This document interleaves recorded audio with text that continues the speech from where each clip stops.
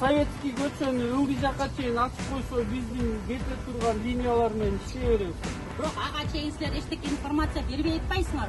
Бүгүн саат 9-да директор келип собрание өткөрөм деген. Мына күтүп отурабыз, саат 1 болду. Эгерде эртең менен 9-да келип ушул информацияны бизге берсеңер, биз түшүнөт белек. Бүгүнкү күндө биздин баланста 260 тегереңде айдоочу бар.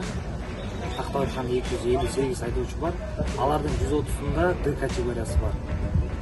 Биз ал Д категориясы бар айдоочуларды азыркы күндө Бишкек жүргүнчүлөр автотранспорттук муниципалдык ишканасына стажировка өткөнгө жөнөтүп атабыз. Буюрса стажировка өтүп келген айдоочуларыбыз азыркы күнү бүгүнкү чыккан 153-чү жаңы Германиядан келген Isuzu маркасындагы автобустар менен каттап иштеп башташты. Бул жерде чогулуп айдоочулар нааразычылыгы келип чыккан себеби бул эски Т категория менен троллейбус айдап жүргөн айдоочулар биз жумушубуз калабыз деген имиштер чыгып, ошол себептен нааразычылык келип чыгууда. Бирок азыркы учурда бардык айдоочулар Д категориясына стажировка өтүп, окуп, экзамен тапшырып жатышат. Эч ким эч кандай жумушсуз калбайт. Т категориясы барлар троллейбуста эле калышат, айдап жүрө беришет. 5, 6, 8, 10, 17. Ошол маршрутта азыр ошондо 60, 17, 77 автобус экинчи парктан чыгып иштейт да. Бул бир аз сабыр кылып тургула. Не требуем ничего такого сверхъестественного. Если закрывают, значит должны компенсировать как-то это. Если троллейбуса вообще не будет, пускай нам выплатят, кто не хочет работать, допустим, да, пускай нам выплатят положенные по закону 3 месяца, и люди, может быть, уволятся, просто уйдут. У кого какое желание.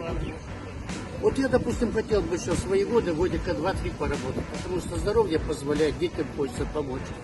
А вот категории нету. И теперь мне надо учиться, что ли, из-за этого? Это не так это все просто, сопоставить учебу с работой, с семьей. Это не так все просто.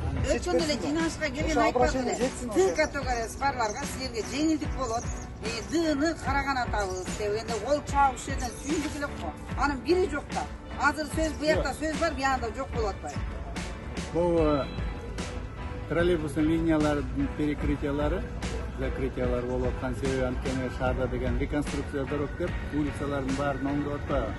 Ошондо деген Советский улица, Жибек жолу оңдолуп атат, Акунбаева көчөлөрү оңдолуп. Основной линиялар Советский Абдрахманов көчө менен Акунбаева Жибек жолу менен жүрүп аткан троллейбустар. Азыр ошолордун линиялары реконструкцияга жолдору кабылгандыктан троллейбустар токтоп турат. Балдарды каалаганы кээ бирөө суранып аткандарын без содержания барам дегени биз отпускаем. Бул жерде деген калгандарына жумуш бергенге аракет кылып жатат администрация. Канча жылдан бери стажы? Жерде биз чечпейбиз да. Обращение жетсин городской кеңештин депутаттары. Чечип берсин, может автоматически дызыл береби. Чечип берсин да булар. Ошол жака жетсин да. Автоматически дызыл берип туралы. Жок, стажын карап, законго даярдап болбойт да. Мери принимать этсин да. Булар 30 жыл эшек такалап жүрмөкмүш керек.